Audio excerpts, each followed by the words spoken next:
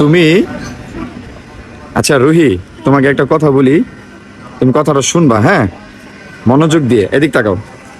আমি যে রাত্রে আমি তোমাকে একটু জড়ায় ধরে ঘুমাইতে চাই, তো তুমি আমার জড়াইতে দাও না। তোমার নাকে কি? ও, তোমার নাকে ওই যে ইয়া লেগে রয়েছে, ওই যে রসুন। হ্যাঁ হ্যাঁ হ্যাঁ, দেখছেন, বলতে পারে, মাশাল্লাহ বলবেন। তো তুমি যে রাত্রে আমার একটু জড়ায় ধরে শুইতে দাও না তোমারে। ছোটকালে আমি তোমার কত কোলে পিঠে নিছি, এখন ওই যে কোলে নিয়ে রাখছি।